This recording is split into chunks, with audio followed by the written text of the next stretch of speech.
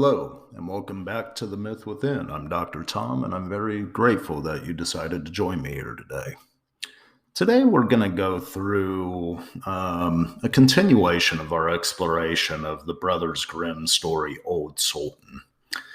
Yesterday, we examined the first part of the story as it related to a dog who had served his owner well, and in the later part of his life, the owner was beginning to find no use for it. And so Old Sultan, in his wisdom, consulted the services of the wolf, who he made a deal with, and in that deal, the old wolf would take the owner's child, so Old Sultan could save him and thus be the hero of the day.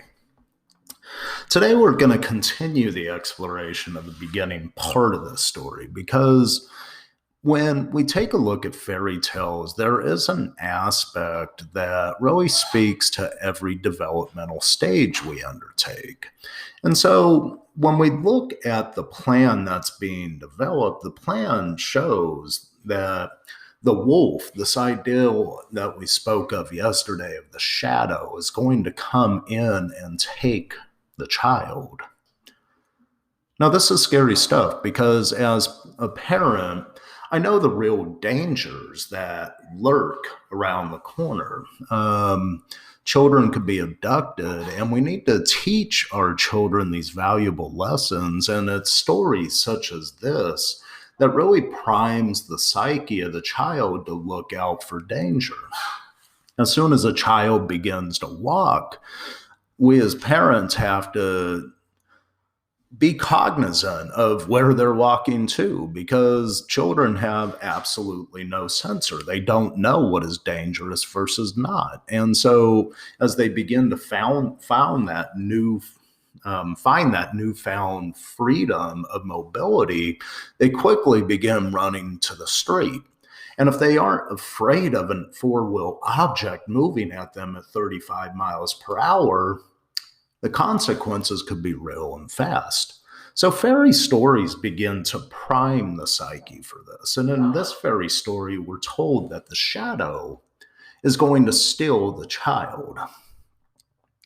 That's a scary ordeal for a child to hear. A wolf is going to come get him. The shadow element is going to come get him. And when we begin to see what happens here, we see how the fairy story primes the psyche for what's going to be the loss of the golden ball. What Robert Bly, in his exploration of the fairy story Iron John, called the loss of that golden radiance that is childhood. Once we know that there is true danger lurking out there, we begin to lose that radiance that is part of childhood innocence. It's that glowing aura that surrounds the baby that is a mind wide open to be able to experience life from a non-fallen perspective. When we take a look at this shadow or this wolf that comes into play, this represents real danger. And as we begin to know that danger truly exists, we begin to preemptively look at ways to strike out against it or to avoid it.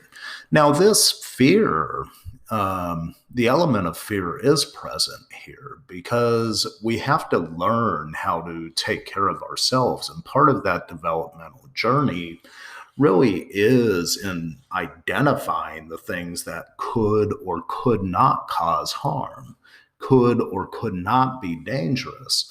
And from that perspective, we learn that the consequences of actions, even our own actions, are very real, can hurt, and also create the means from which profound growth occurs. Now, there's a problem here because really, in the wisdom of the old dog, he knows how to set this up. Now, there's always a deal with the shadow to create any means of movement in the story. And old Sultan's pretty smart here. So is the wolf, by the way. The shadow element knows that this fall into consciousness has to happen for Sultan to be seen in a good light again. Now, who's in control here? Well, this time we're exploring the viewpoint and the perspective of the child that's taken. There is also a viewpoint of the wolf and the wise dog that are manipulating the situation to create this facade, this illusion that will bring Sultan back onto the pedestal he was used to sitting on. And so Sultan really becomes the antagonist of this situation, so he can be the hero of the day. Now, there are some aspects of wisdom here, especially as it relates to initiation. While the baby is a victim of circumstance here, part of the symbolism behind this part of the story is an initiation into this loss of the golden ball. That, yes, there is true dangers out there, and we have to be initiated into it so we could avoid them. However, in this initiation, we also have to begin to truly differentiate what is real danger versus just perceived danger. Is there truly a big bad wolf around every corner? Well, if we begin to look at life that way, we will see a big bad wolf in every step that we take. But maybe this is not the case. Maybe, as Dr. Wayne Dyer said, if we can change our perception, the way we see things begin to change. While there may be a loss of this childhood innocence here, there's also the means from which the life journey unfolds. We can't have a return to that golden state of bliss unless we've originally lost it in the first place.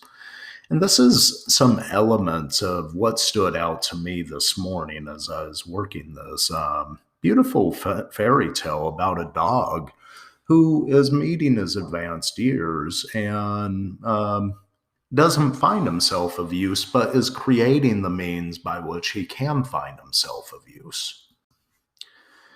Now, one thing is very readily apparent, especially in the social circumstances that we find ourselves in these days.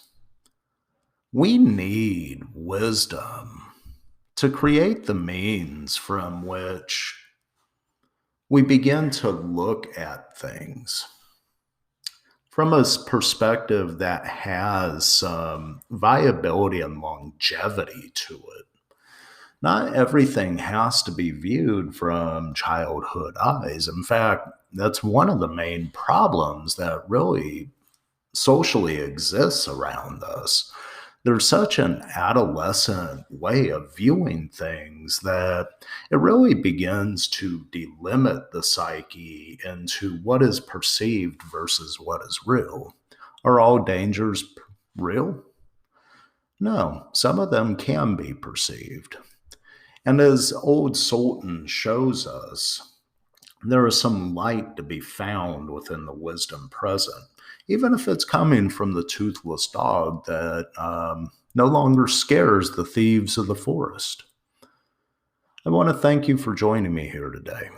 And as always, I wish you namaste, my friends, and may peace and blessings find you as you advance confidently in the direction of your dreams.